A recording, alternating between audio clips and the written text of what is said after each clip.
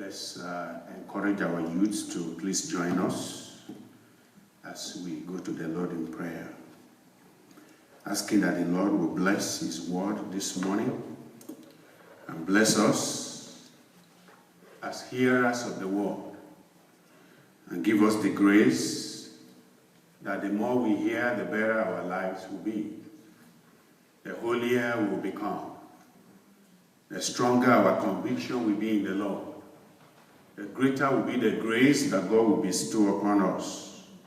The more of Him we are going to know, and the more obedient we become in the things of the Lord.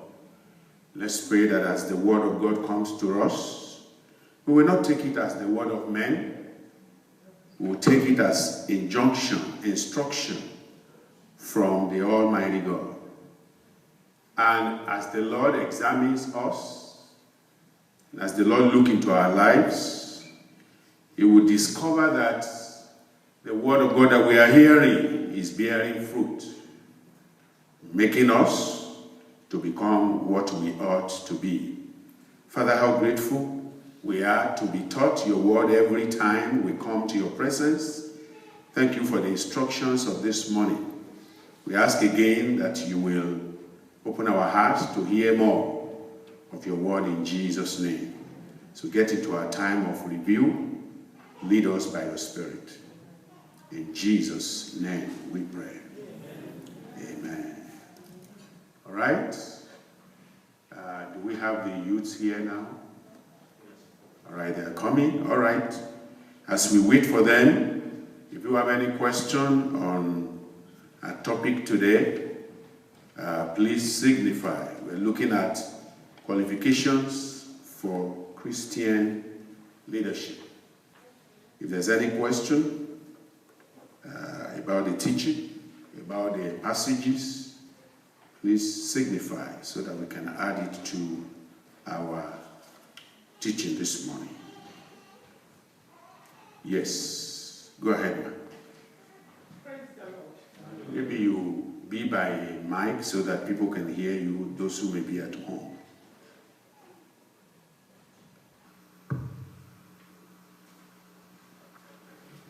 Praise the Lord. Titus 2:2. When talking about the qualities of a deacon, he talked about they must be brave. Please, I need more explanation of that. You said Titus what? 2:2. Okay. He says that the aged men be sober, and they must be what? Grave. Okay. Temperate, sound in faith, in charity, and in patience. All right. So we'll add that to our summary.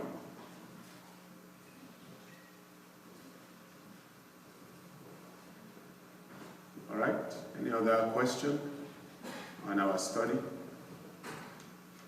from the youth class? All right, let's go back to our passage today. We're actually in 1 Timothy chapter 3. And we thank God that the Lord has given us this instructional manual. Last week we said chapter 1 was more about worship and doctrine instructions. Especially in the age of false doctrine. I told us that the instructions were important for Timothy and Titus because as young ministers, they need to be told what to do. So, just a quick topic or theme for what we are going to talk about. I'm just simply going to call it the know-how of spiritual leadership. The know-how. And you're even in just one passage, just 1 Timothy chapter 3, you are going to see that word repeated. 1 Timothy 3, look at verse 5 and verse 15. 1 Timothy 3, 5 and 15. For if a man know not how, you see that? If a man know not how. Now go to verse 15. Verse 15, he said, but if I tarry long, that thou mayest know how. So it's all about the know-how, how to do things. If you go back to chapter 1, you will see a replica of that also. Chapter 1 of that 1 Timothy 2, it says in verse 16, howbeit for this cause I obtain mercy, that in me first Jesus Christ might show forth all long suffering for a pardon to them which should thereafter believe on him to life everlasting. Paul here is saying, as you look at my instruction to Titus, to Timothy, it's about knowing how. But the Lord started with me. Why did the Lord start with me? Because either in the sinful world, I was a pattern. I was a pattern of dedication to the devil. But now that I've turned myself to the Lord, now God also wants to make me a pattern of how we must serve the Lord. So when I was in the world, I was a pattern. You understand if you read Acts chapter 9, what the scripture tells us. In chapter 8, when Stephen was being stoned, he was there. He was so given to that evil that, he was going to houses to get people killed. And he loved it. But then when the Lord appeared to him in Acts chapter 9, now he knew the truth. And so he now decided to dedicate his life just the same way, even more of what he did when he was in the world. Now he was ready to do much more. And because he was a pattern of evil, now he said, I myself, I want to be a pattern of good. Here is what that is telling you and I. When we were in the world, people knew us for some things that are not very good. But now that you said you have come to the Lord, there must be a difference. You must become a pattern now of that which is good. For if any man be in Christ, he is what? A new creature. All things, the old pattern should be gone. And behold, all things must become new. And if the new has come, then it must show in our life. And so, as Paul was made a pattern unto us, look at the pattern that he was before he became born again. It says in verse 13, 1 Timothy 1:13, he says, who was before a blasphemer. He was a pattern of blasphemy, a persecutor, and injurious. But I obtained mercy because I did it ignorantly. Verse 14, and the grace of our Lord was exceeding abundant with faith and love, which is in Christ Jesus. Which is the same thing that comes to every believer.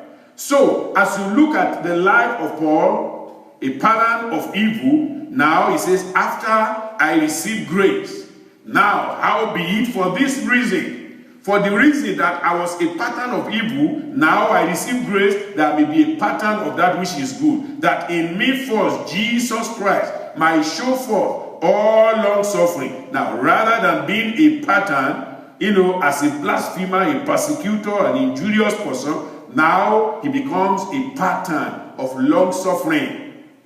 He who is suffering long, showing a pattern unto those who are believers. He said, unto them who should hereafter believe on him to life everlasting.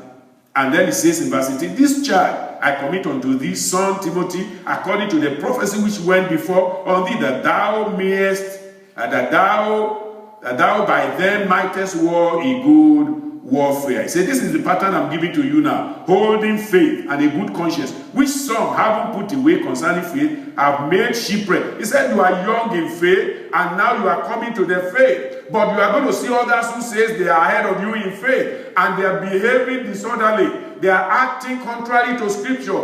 And you may want to copy them. He says, no, don't do that. Be a pattern.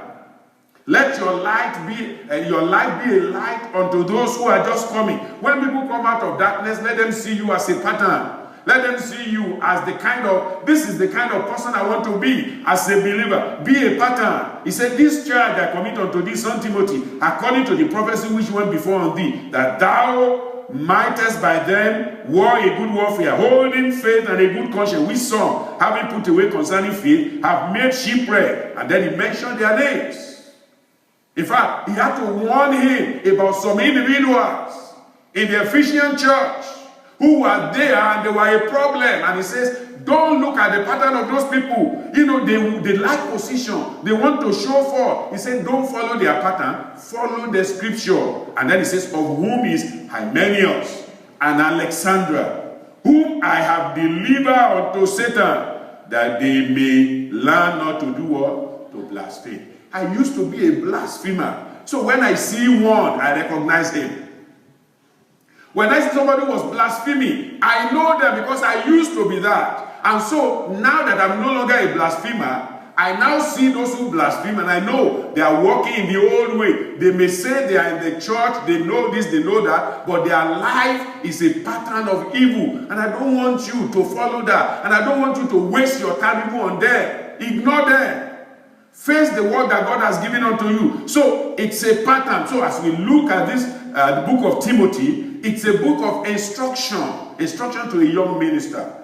Not just to a young minister, but to a believer also. It's a book of know-how for you, a know-how. Because Romans chapter 9, verse 16 says, it is not of him. Let me read it there, so that I'm not just paraphrasing. Romans 9, in verse 16.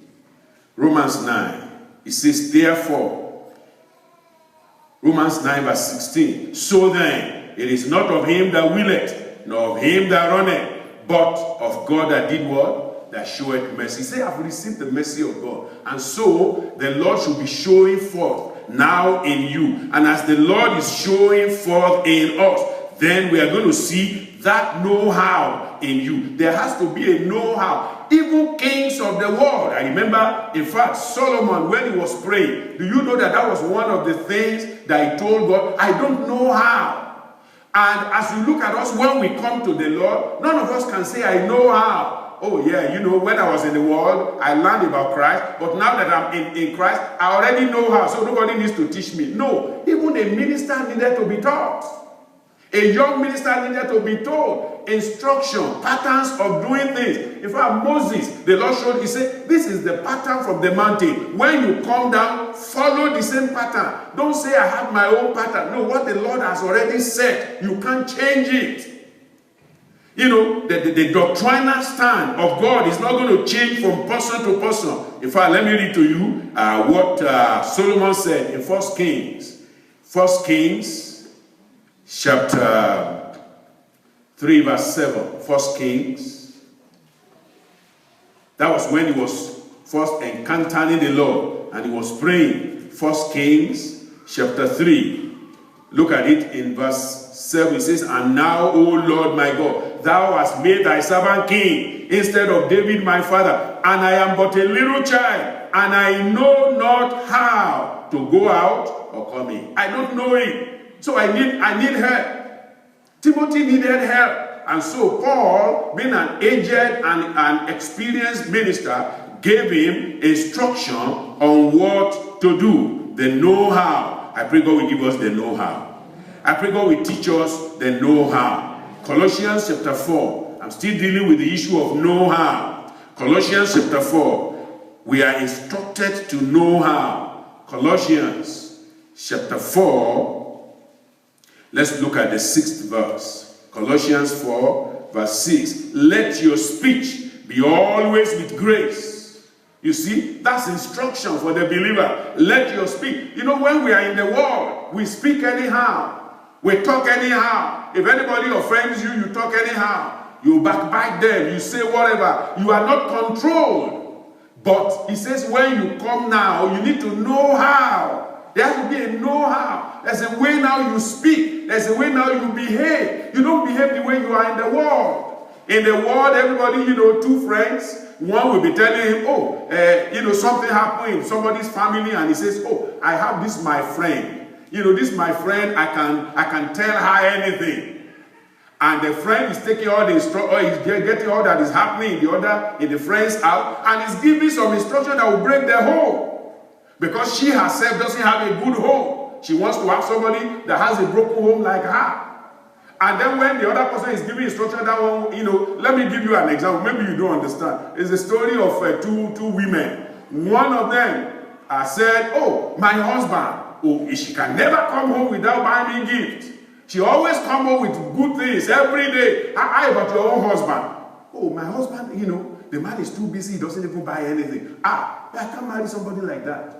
A man who comes home every day and he doesn't bring gift, when he comes in, he gives me a peck, he does this and that. Okay, the other person says, okay, doesn't go took in and say, oh, if that's what your husband is doing, let me go back home. My husband must be doing that now. And so the other person went back home and said, honey, why is it that you are not doing this? Why is it that? And then began to nag the man, and then there was trouble in the home.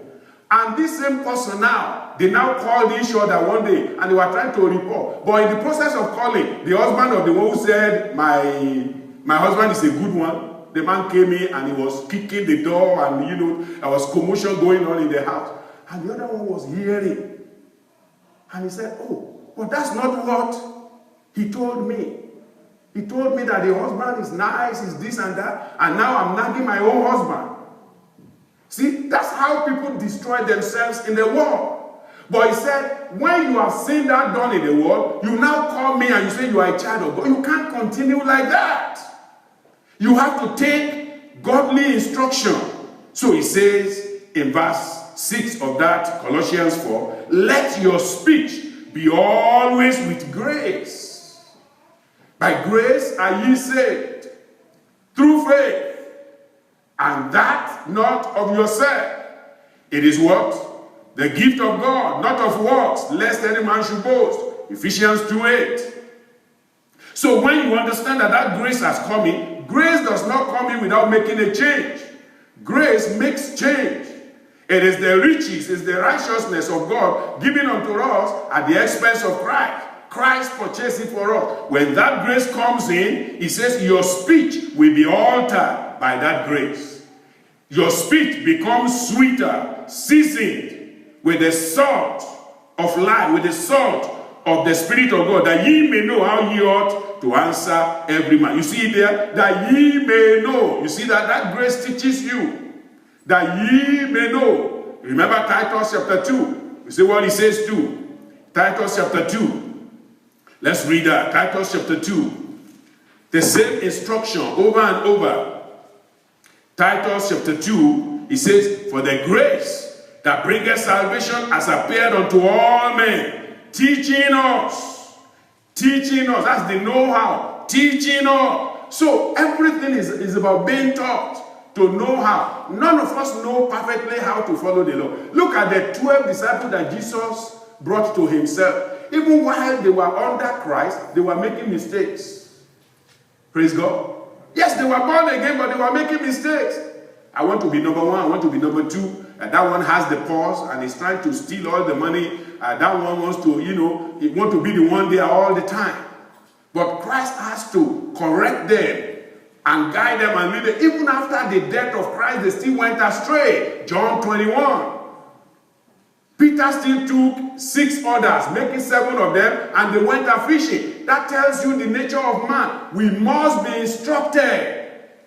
If you are not instructed, you will go astray, you will do wrong. So this is about know-how. 1 Timothy is about know-how. 2 Timothy is about know-how. Titus is about know-how. It's an instructional manual. When we dealt with the number 2, we talked about the prayer, the different kinds of prayers we must pray. It's a know-how, the know-how of spiritual leadership. That as a leader, here are the things you need to know. You are instructed to know.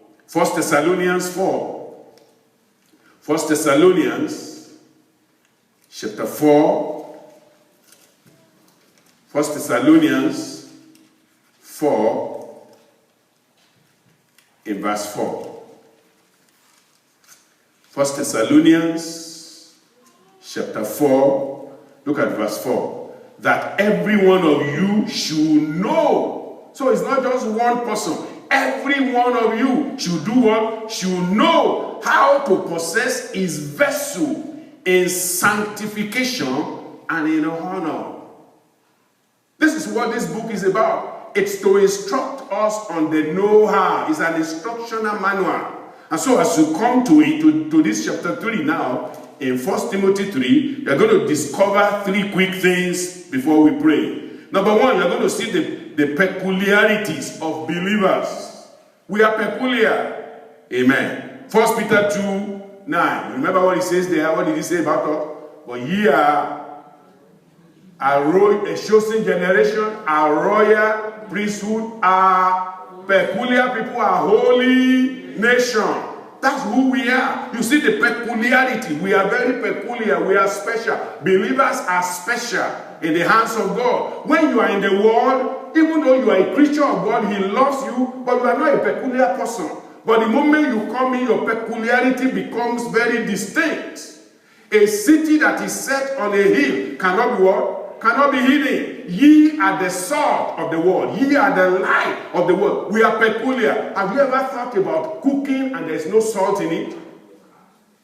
Whatever other ingredients you put, when you put salt, the difference is known. Amen? The difference becomes very clear when you put salt into the food. And if you don't put salt, it is different. You can find every other thing to sweeten the soup, but it can never be like salt. Salt is distinct and special. So our peculiarity should be like that. So we see the peculiarity of the believers. The believer. And what makes us peculiar as believers is our belief. Amen. And that's what these instructional manuals are about. It's our belief. That's what is peculiar about the believer. Not anything. Our belief. And I'm just going to use the word belief quickly just to explain what I meant by that. Believe. Number 1, born again. B, born again. Your belief. The first belief of any believer is being born again. Born again and baptized. Either in water or by the Spirit of God. Your belief. Amen. Again, John 3:16 can explain all of this to you. For God so loved the world that He gave His only begotten Son, that whosoever believes in Him, he will not perish, but you have what?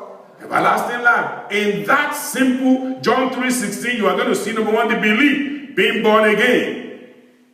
Number 2, you are going to see He, eternal life. That's what makes us peculiar. Eternal life. We have eternal life the moment Jesus comes in. So, in this book, you see the peculiarity of the believer. He's born again, he's baptized. You see the eternal life and his excitement unto God. And the love. He is loved and he is loving. The love of God for him. And then he is loving. And he is spiritually inspired. Inspired by the Spirit. The inspiration of the believer comes from the Spirit of God. The Spirit itself bear witness that ye are the sons of God. That's what makes us peculiar. That's the peculiarity of the believer. Then we see E. In E, we see the overt and covert evangelism.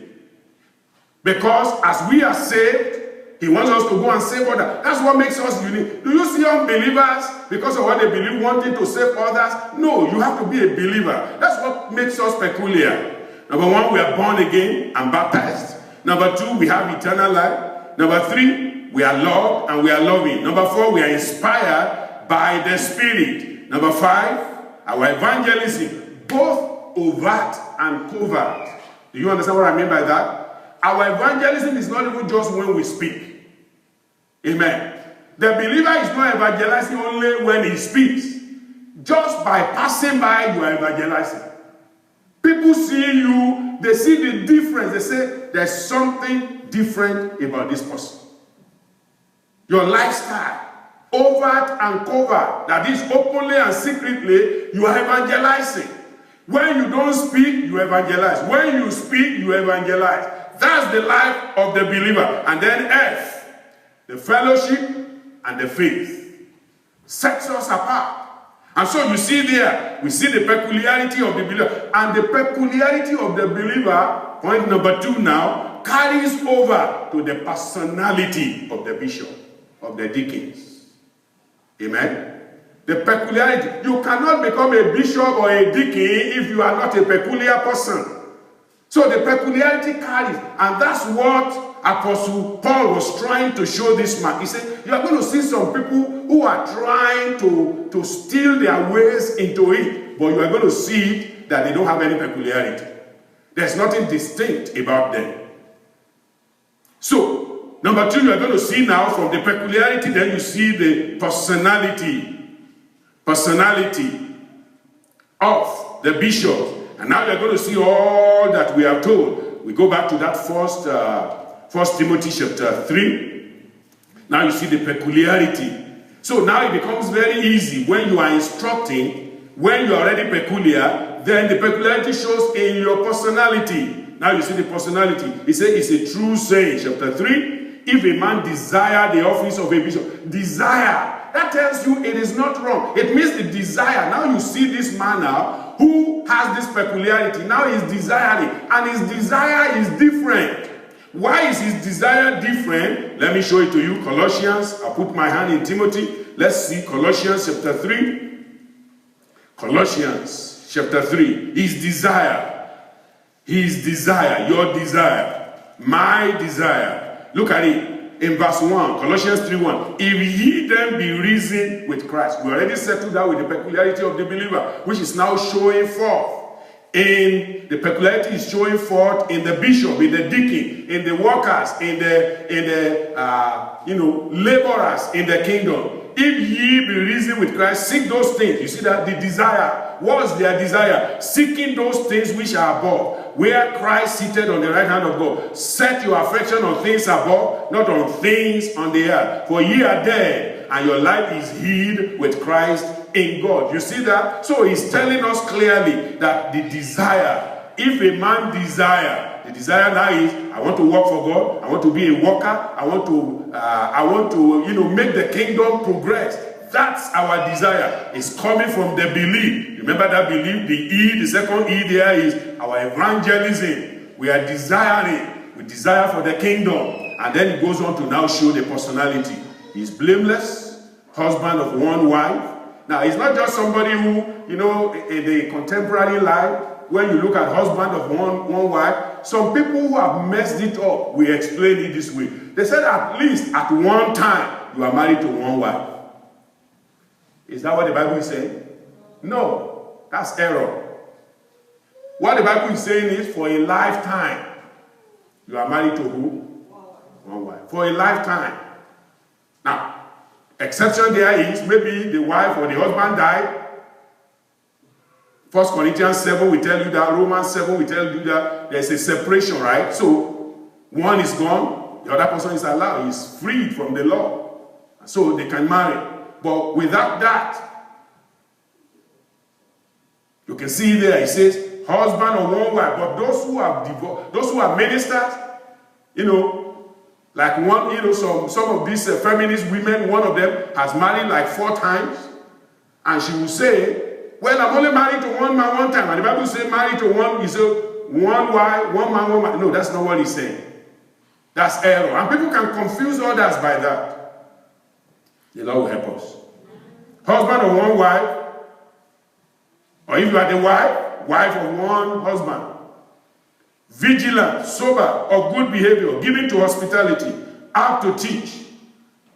Not given to wine, no striker, not greedy or filthy lucre, but patient, not a brawler, not covetous. So you see all of that stated clearly. One that ruleth his own house, having his children in subjection with all gravity. For if a man know not how, it goes back to that again. It's about the know-how. If you cannot do it well at home, how do you rule others? What will be your instruction? That's why those who have left several women or several husbands, when you go for them for counseling, they're going to give you reasons why it's okay for you to separate and divorce.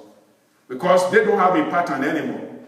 Their testimony is messed up, and so there's nothing they're going to give unto you. So, clearly we see here this issue of know-how is very important. And so, for the bishop, The personality shows forth as a result of the peculiarity that we see in him. And then finally, number 3. Number 1 is the peculiarity of believers. Number 2, personality of bishop. Number 3, perfecting our belief. We need to perfect it. That's the essence of the instruction.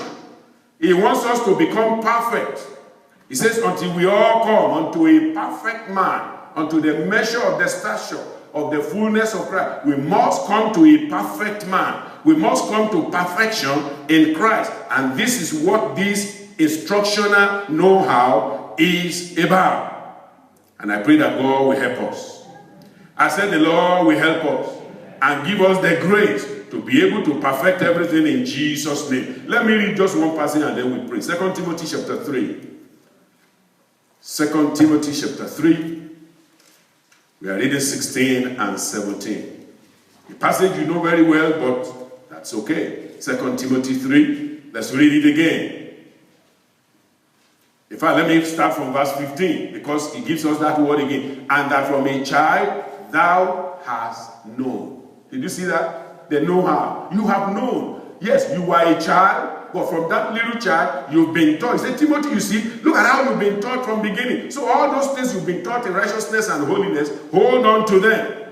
I pray you will hold on to all you've been taught. You know, this is why it's so good that our children go, they go to their own classes, they are taught at their own level, they come back, they can ask questions, we can review what we have said together, so that when they get to that age, where they also need to be leading their own family, they have the right perspective. They have the right understanding. My prayer is that the society will not confuse our children.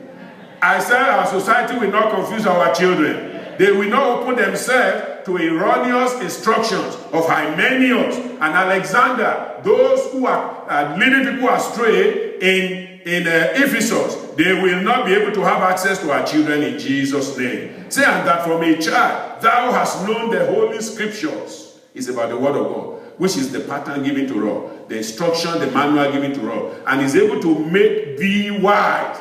You see that? It didn't just say make us. Yes, it can make us, but make thee individually, personally. You read it, you take the instruction. It's able to make thee wise unto salvation through faith, which is in Christ Jesus. Now, look at it now, telling us now this instruction, if we take it right, it's all scripture, all of it is given by inspiration of God and is profitable for doctrine, for reproof, for correction, for instruction in righteousness.